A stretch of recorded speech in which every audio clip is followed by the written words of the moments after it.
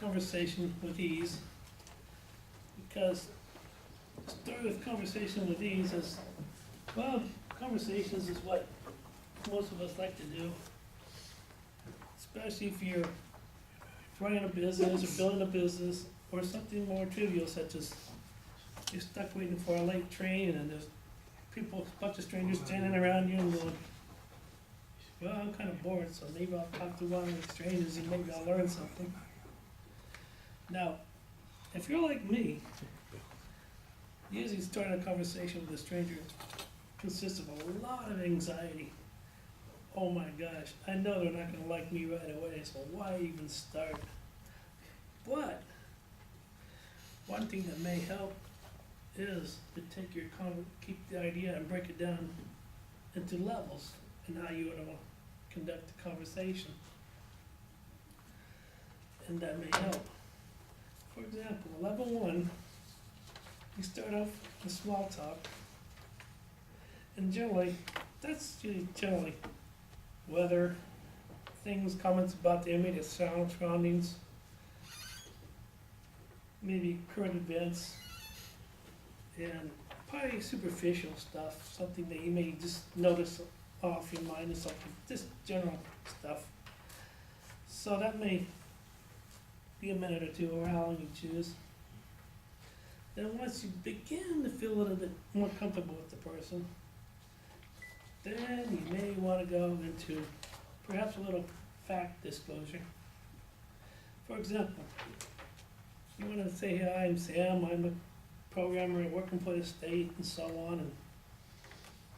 And also, I into a certain, then after you talk, and you want to mention some subjects such as your hobbies or something like that, or something about what you want to reveal about yourself, or something that you want to talk about in general.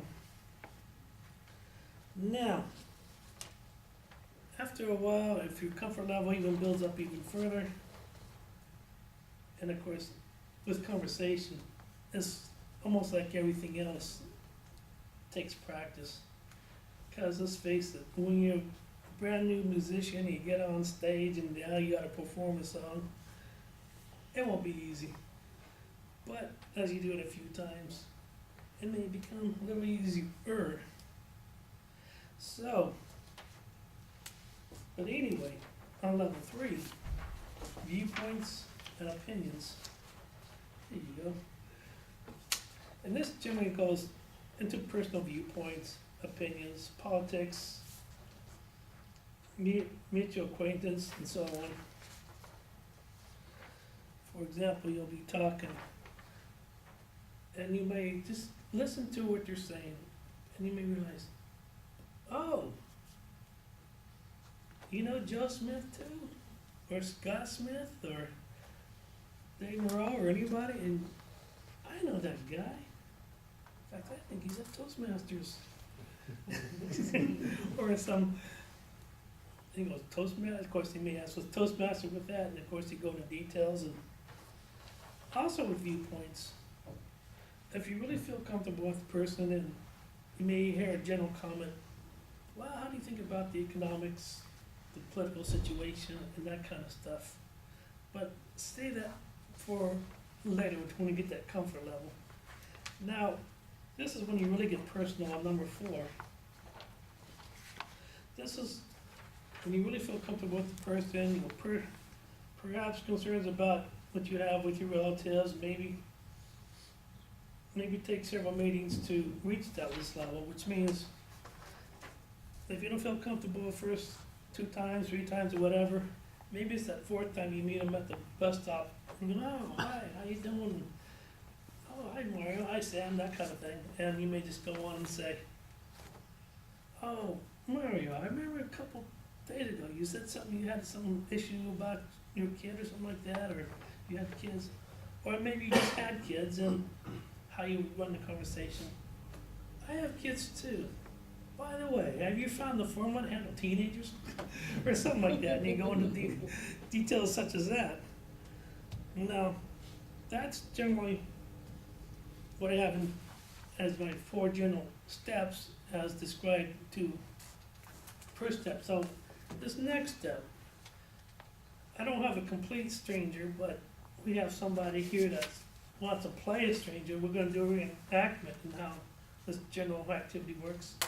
So Mario, just grab some chairs or whatever, how you wanna do this, or you wanna stand up? I think we got a couple chairs here. Yeah, we can do Take a that. low chair. Yeah, just go ahead.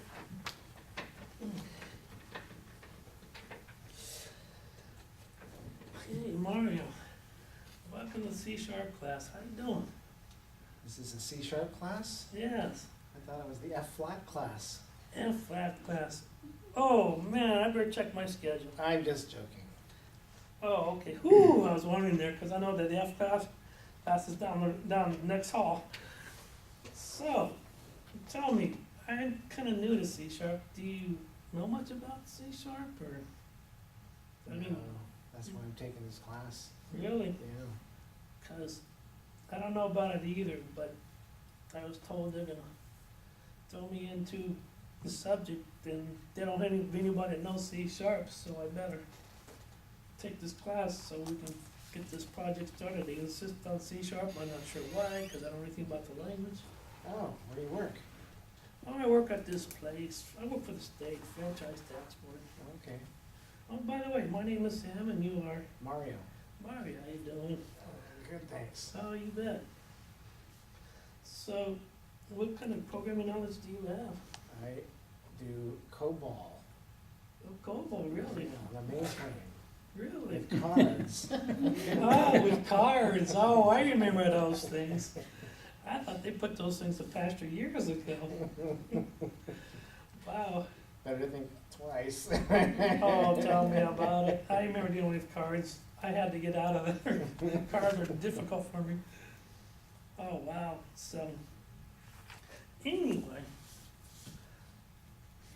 Yeah, by the way, as you may have heard about me, because, I don't know, some people, my name gets around because I'm semi-known around here, but anyway, if you haven't, that's all cool. But, can you tell me a little bit about yourself, about maybe family or something like that, or? I don't know, do we have time before the class starts?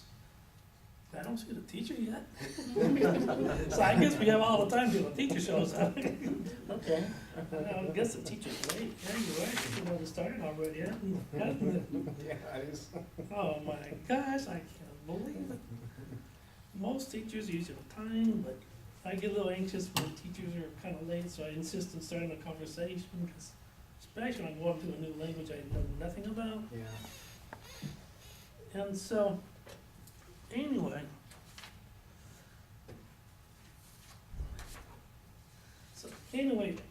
I'm just kind of curious. Can you talk about maybe some of your hobbies or interests or anything like that? Yeah, I do computers, and, you know, I take those little chiclet things out from the punch cards, and on New Year's, I go to Sacramento on the top of the building and I dump them off out in the street. And then I have to hurry because the police come rushing up to arrest me. And so that's my hobby, is to avoid the police after I dump a whole bunch of stuff out in the street.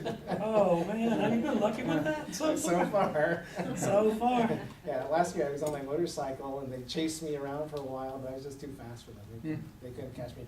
Remember that thing on TV where they had that 20 cop cars and the helicopter chasing a guy on the motorcycle? That was me. Oh, that was you, That was really? me. Yeah. But also, you were saying you take the little chiclets out of the cards. Where were you when we needed you in Florida? Not the previous election. Because that was pretty much a crazy mess, wasn't it? Yeah, it Oh, was. cards. Yeah, we're still on punch cards, so you're right, especially on some states and elections. Oh my gosh, I gotta tell you.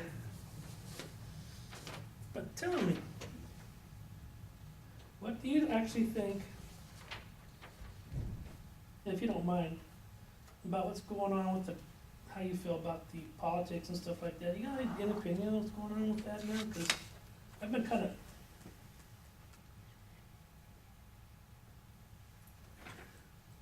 I agree. I didn't want the rest of the class to hear. Oh, that's true. I'll tell you what, we're gonna have to keep that, we'll have to talk offline on that one. Cause you're right, that's some personal stuff that we gotta keep private. Oh, I gosh. told him if I won the Olympic medal, that I was definitely gonna go to the White House. Oh, gosh. Well, tell you what. The teacher just walked in and I'm ready to go. Okay, great. You Well, bet. nice meeting you. Yeah, you bet. The conversation and the presentation go for you guys. Anything you got to add in terms of meeting new people? Any comments from anybody in the house that, for example, what I can say for myself, I grew up with a family of entrepreneurs, as some of you may know. And part of being an entrepreneur is you really gotta be out there and speaking to various people. Because if you talk to enough people, you may have a remote chance to develop some business. But it all starts with strangers. And who knows, maybe those strangers will ultimately become great friends throughout decades. Sort of But- like Toastmasters. Huh? Sort of like Toastmasters. Yeah, exactly, Toastmasters, really. And it's good to have friends like this, Toastmasters and stuff like that. And so, if you have any other people who wanna come in Toastmasters, it's not just developing speaking skills, it's working social skills and stuff like that as well. So, with that, anybody else have any comments, questions, answers, or things they wanna add to their experiences of meeting recent friends, or maybe you haven't seen a relative in several years or decades, something like that. David's holding back. He's gonna be the reviewer, so it's okay. I have a whole evaluation, so. Oh, okay. Yeah. I'm Well, sorry. no, that's Jerry. You can contribute if you want. You know, I think in a conversation, like you said, you probably don't ask about relatives or that kind of thing until you have a couple of meetings with a person. But, you know, I have met somebody and said, you know, I have a kid and blah, blah, blah. And that sometimes they open up and they say, you know, I have a kid too. And I've had that exact same problem, where they come up with a solution, you know. What you need to do is you just grab that spring and put tight on that tooth and just yank it as hard as you can. That pops the tooth out, you know. Oh, yeah, that's true. So, with somebody that you just met, you probably don't get past the second phase. Yeah, I agree. The third phase, unless you've been talking a really long time, viewpoints and opinions, you're right. I think that's probably second or third point at that, because really, especially when you want to go into such sensitive subjects such as politics and stuff, and religion, well, it depends on the person. That sometimes can wait till later, unless you're in a religious situation as you're meeting. So, with that, that's my presentation for today. Thank you very much, everybody.